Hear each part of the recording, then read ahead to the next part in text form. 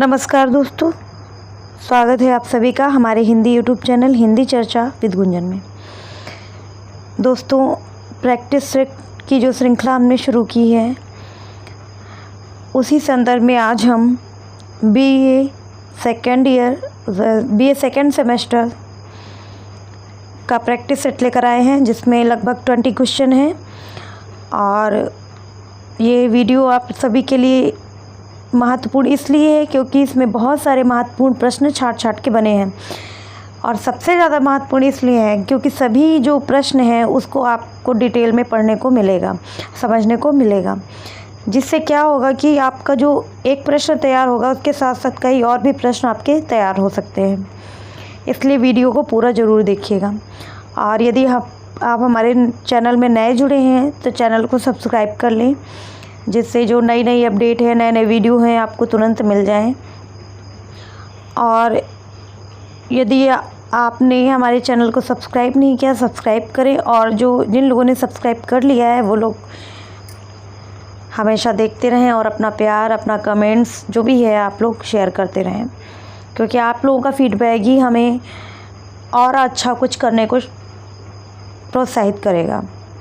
ठीक है, और चल आगे बढ़ते हैं। आज नई श्रृंखला जो है, अब तक हमने 80 प्रश्न आप लोगों को दिए हैं। आज हम उसी में 81वां प्रश्न शुरू करने जा रहे हैं। आइए देखते हैं प्रश्नों को।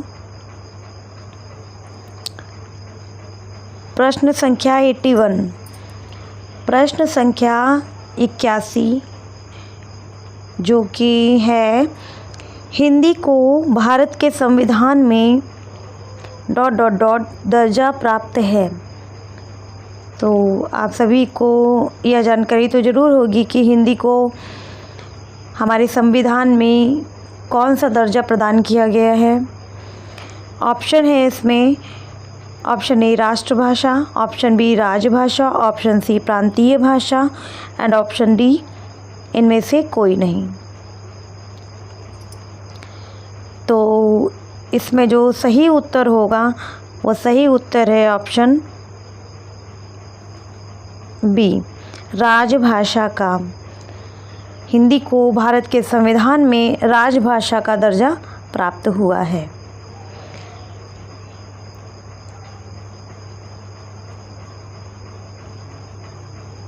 प्रश्न संख्या 82, भारतीय संविधान के किन अनुच्छेदों में राजभाषा संबंधी प्रावधान किए गए हैं। ये प्रश्न भी राजभाषा से संबंधित ही है, हमारी हिंदी से संबंधित है।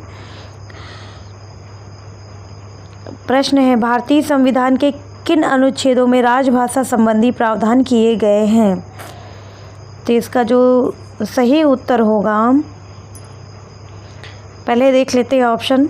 ऑप्शन ए है अनुच्छेद 344 से 360 तक, ऑप्शन बी अनुच्छेद 349 से 365 तक, ऑप्शन सी है अनुच्छेद 343 से 351 तक, ऑप्शन डी है इनमें से कोई नहीं।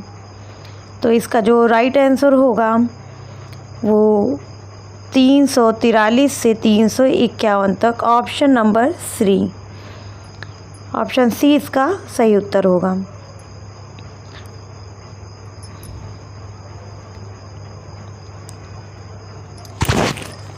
प्रश्न संख्या 83 देखते हैं, भाषा के आधार पर गठित प्रदेश है।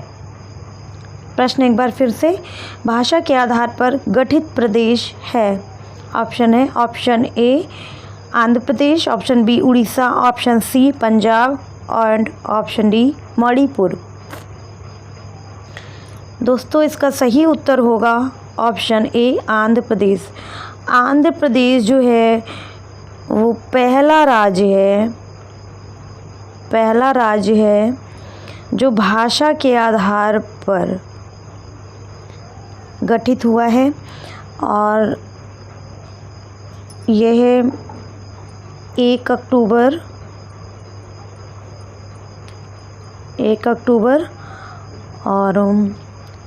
1953 को गठित हुआ है। आप सभी लोग इसे नोट कर सकते हैं। चलिए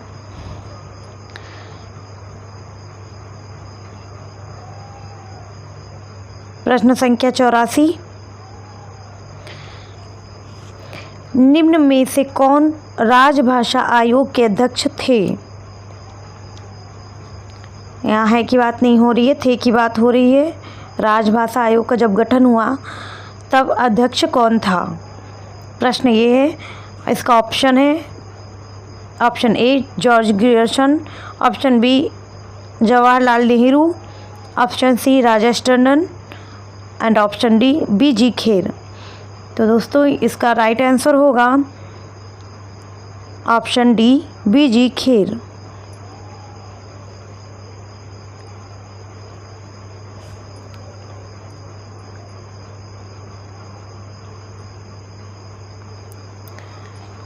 अगला प्रश्न संख्या 85 प्रश्न है, गागर में सागर मुहावरे का संबंध है। ऑप्शन ए है ज्ञानार्जन से, ऑप्शन बी पल्लवन से, ऑप्शन सी संक्षेपण से एंड ऑप्शन डी इनमें से कोई नहीं। तो इसका राइट आंसर होगा बी पल्लवन से। आपको हम यहाँ बताते चलते हैं कि जो पल्लवन होता है, पल्लवन का मतलब होता है विस्तारीकरण होता है ना, और गागर में सागर एक मुहावरा है और मुहावरे का अगर हम विस्तार करेंगे तो वही पल्लवन माना जाएगा। और जो यहाँ पर संक्षेपण है, संक्षेपण पल्लवन का अपोजिट है, विलोम है। संक्षेपण में संक्षेप की प्रक्रिया की जाती है, संक्षिप्त किया जाता है किसी भी लेख आलेख को, और पल्लवन में विस्तारीकरण किया जाता है। चलिए आगे बढ़ते हैं प्रश्न संख्या 86 की ओर। प्रश्न संख्या 86 है, अंग्रेजी शब्द प्रेसी का हिंदी अनुवाद है। यानी अंग्रेजी में जो शब्द है प्रेसी, उसको हिंदी में हम क्या कहेंगे? प्रश्न यही है कि अंग्रेजी शब्द प्रेसी का हिंदी अनुवाद है। ऑप्शन नंबर ए पल्लवन, ऑप्शन नंबर बी संक्षेपण एंड ऑप्शन नंबर सी प्रारूपण और ऑप्शन नंबर डी टिप्पण। तो इसका राइट आंसर होगा ऑप्शन बी संक्षेपण।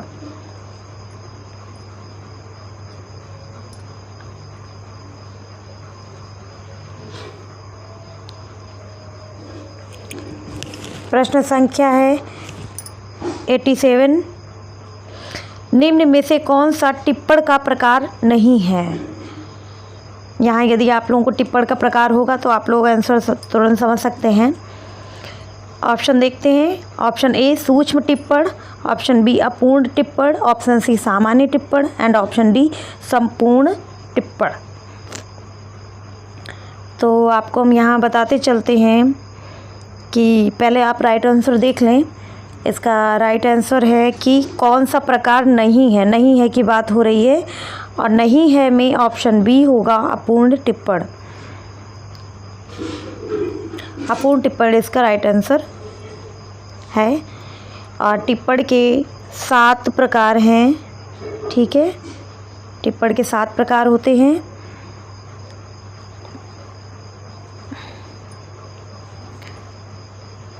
एक सेकेंड। टिप्पण के 7 प्रकार हैं, और जिसमें पहला सूक्ष्म टिप्पण हो जाता है, दूसरा सामान्य टिप्पण हो जाता है एंड तीसरा संपूर्ण टिप्पण हो जाता है, और चौथा हो जाएगा विभागीय टिप्पण। विभागीय टिप्पण हो जाएगा, और 5वां हो जाएगा नित्य क्रमिक। नित्य याद आता है, नित्य क्रमिक टिप्पण हो जाएगा, और फिर हो जाएगा अनौपचारिक।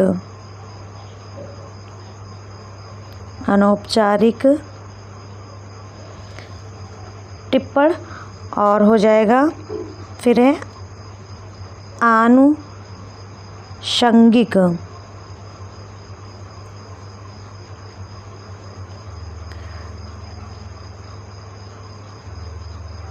आनुषंगिक टिप्पण। ये कुल 7 टिप्पण के प्रकार हैं, आप लोग नोट कर सकते हैं।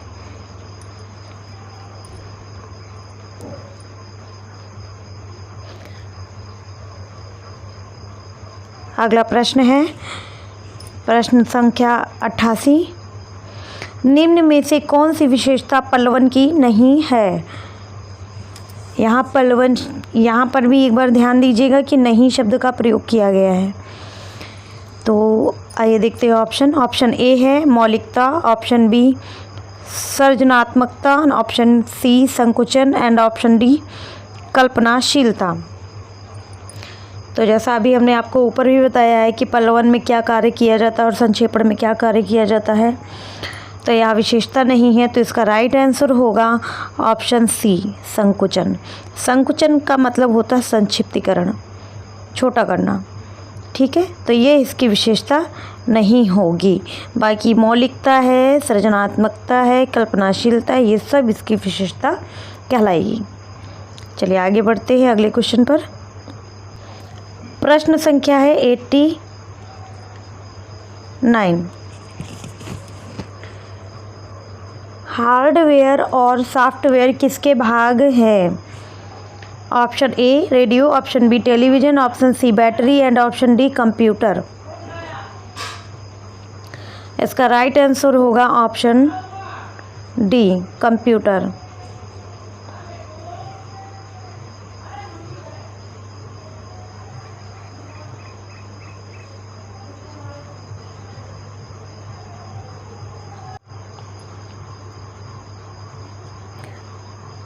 अगला प्रश्न देखते हैं प्रश्न संख्या 90। सेंट्रल प्रोसेसिंग यूनिट को संक्षेप में कहा जाता है? संक्षिप्त का मतलब होता है शॉर्टकट। शॉर्टकट में सेंट्रल प्रोसेसिंग यूनिट को क्या कहा जाता है? ऑप्शन है option A CPU, option B SPY, option C SPU and option D CAB. तो इसका राइट आंसर होगा ऑप्शन नंबर ए सीपीयू।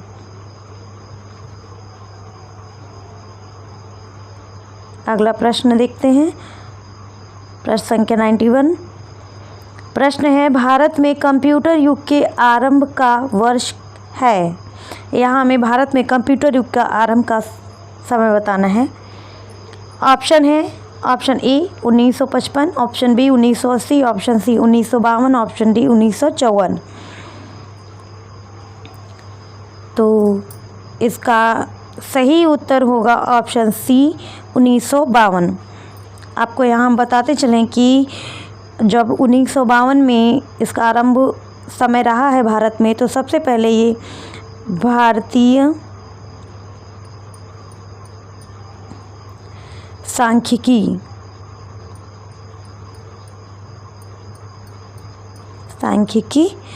संस्थान, जो कि कहाँ पर है? कोलकाता में।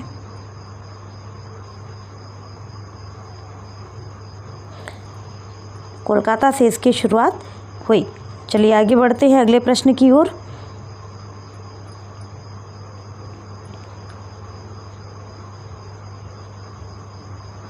प्रश्न संख्या 92 है कंप्यूटर का मस्तिष्क कहा जाता है? ऑप्शन ए माउस को, ऑप्शन बी प्रिंटर को एंड ऑप्शन सी यूपीएस को और ऑप्शन डी सीपीयू को।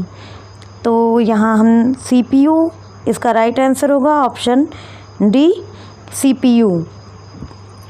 सीपीयू को कंप्यूटर का मस्तिष्क कहा जाता है। अगले प्रश्न की ओर बढ़ते हैं।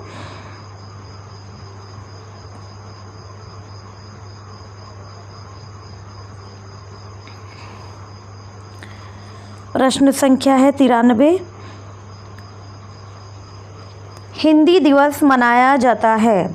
ऑप्शन ए 15 अगस्त को, ऑप्शन बी 2 अक्टूबर को, ऑप्शन सी 14 सितंबर को और ऑप्शन डी 11 जून को।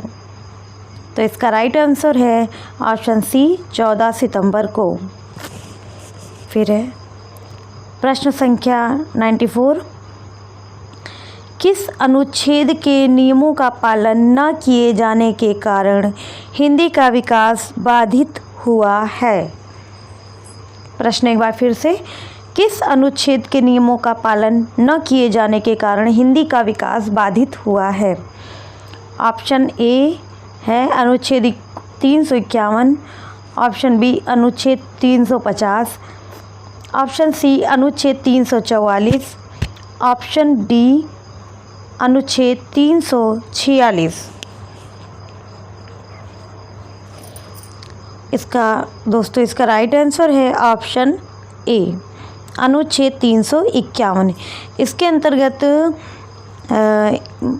हम ये कहेंगे कि इसमें इस जो 351 अनुच्छेद है इसमें यह स्पष्ट किया गया था, स्पष्ट है यानी स्पष्ट किया गया है कि जो संघ है, स्पष्ट है कि संघ का यह कर्तव्य, संघ का यह कर्तव्य होगा कि हिंदी भाषा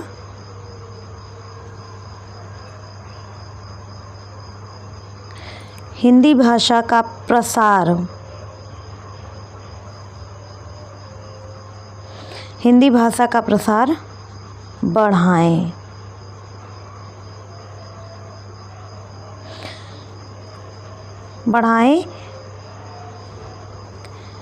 व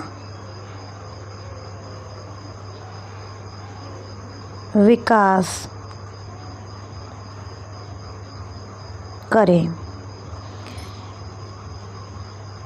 यह जो है अनुच्छेद 351 में यह नियम ये बन गया था, ये स्पष्ट किया गया है कि जो संघ का कर्तव्य होगा कि हिंदी भाषा का प्रसार करें एवं विकास करें। और साथ ही साथ जैसे हिंदी के साथ की जो भाषाएं हैं जैसे कि संस्कृत हो गई या और अन्य कोई जो 8वीं अनुसूची के अंतर्गत ऐसी कोई और सी भाषाएं हैं जिन्हें लगता है कि हम हिंदी में शामिल कर सकते हैं, तो उन्हें इस हिंदी में शामिल किया जाए, जिससे कि हिंदी का जो शब्द भंडार है, हिंदी का जो शब्द भंडार है उसमें क्या हो, वृद्धि हो सके। ये 351 के अंतर्गत ये स्पष्ट किया गया था। चलिए आगे बढ़ते हैं अगले प्रश्न की ओर। प्रश्न संख्या 95 में ये है प्रश्न की राजभाषा आयोग का गठन किस वर्ष में किया गया था? ऑप्शन है option A 1930, option B 1950, option C 1947 and option D 1955। तो इसका जो सही उत्तर है 1955, ऑप्शन डी इसका राइट आंसर है।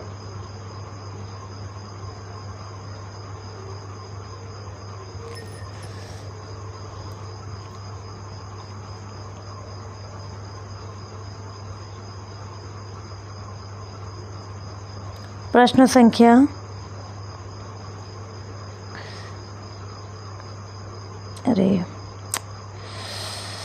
प्रश्न संख्या है 96। प्रश्न है अंग्रेजी को सह राजभाषा का स्थान किस संविधान संशोधन विधेयक द्वारा प्राप्त हुआ?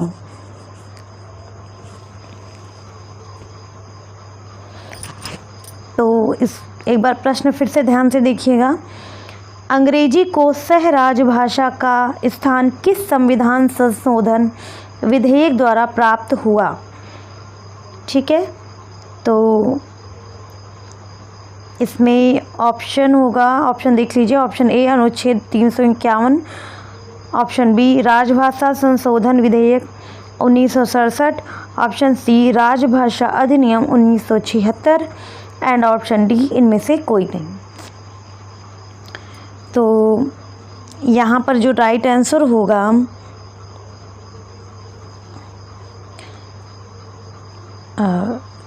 76 की जगह, हाँ, एक 67 है और एक 76 है। ऑप्शन नंबर बी होगा इसका राइट आंसर, और जो कि राजभाषा संशोधन विधेयक 1967 है। और जो इसका नाम है, बेसिक इसका जो नाम रहा है वो इसका नाम है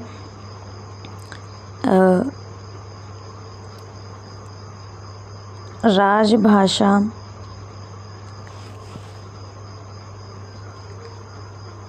अधिनियम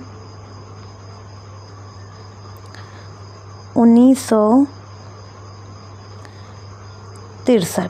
ठीक है, ये राजभाषा अधिनियम जो बना है, हमारा संविधान जब लागू हुआ उसके बाद सन 1963 में जो तैयार हुआ है, उसके बाद इसमें जो संशोधन हुआ है, वह संशोधन की बात यहाँ पूछी जा रही है कि संशोधन विधेयक का प्राप्त हुआ, तो वो 1967 में हुआ है। ठीक है, ये आप इसे नोट कर सकते हैं, क्योंकि हो सकता है अगली बार जो प्रश्न आए, हो सकता है ये सेम टू सेम प्रश्न आकर ये ऊपर का प्रश्न आपसे पूछा जाए। चलिए आगे बढ़ते हैं अगले प्रश्न की ओर।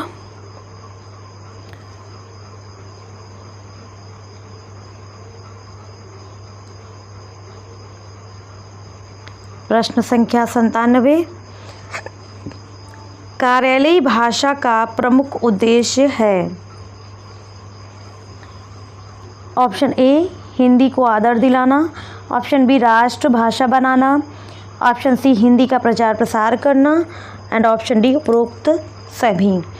तो आप लोग जानते हैं कि कार्यालयी हिंदी जो आप लोगों ने पढ़ी होगी, कार्यालयी भाषा है जो, उसका प्रमुख उद्देश्य एक तो आदर दिलाना तो रहता ही है, और राष्ट्रभाषा जब ज़्यादा प्रयोग होगा, अधिक मात्रा में लोग इसे यूज करेंगे, इस भाषा का प्रयोग करेंगे, तो आने वाले समय में इसे राष्ट्रभाषा बनने से कोई रोक भी नहीं पाएगा। और हिंदी का प्रचार प्रसार करना ये भी है ही है। साथ ही साथ ये सारे तीनों उद्देश्य हैं, कार्यालयी भाषा का जो उद्देश्य है वो तीनों हैं, इसलिए यहाँ ऑप्शन डी होगा राइट आंसर, उपरोक्त सभी। प्रश्न संख्या 98, राजभाषा के लिए नेशनल लैंग्वेज शब्द किसने प्रयोग किया था।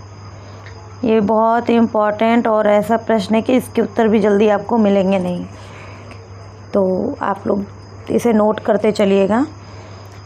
राजभाषा के लिए नेशनल लैंग्वेज शब्द किसने प्रयोग किया। Option A Jawaharlal Nehru, option B Seth Govinddas, option C Rajagopalachari, option D Rajarshi Purushottam Das Tandon.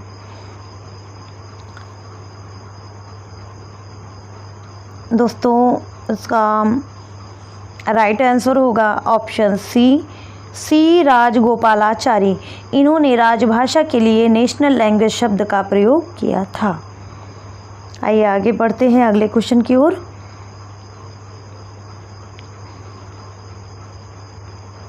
प्रश्न है, भारतीय संविधान की 8वीं अनुसूची में भाषाओं की संख्या है। Option A 22, option B 20, option C 18 and option D 16। इसका राइट आंसर होगा ऑप्शन ए 22।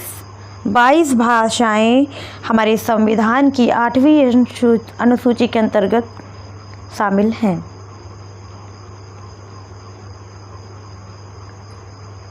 अगला, और हम कहेंगे ये मेरा लास्ट प्रश्न है इस श्रृंखला का, आज की 100वां प्रश्न है ये। प्रश्न है, हिंदी भाषा की दृष्टि से का वर्ग क्षेत्र में निम्न में से कौन सा प्रदेश नहीं है।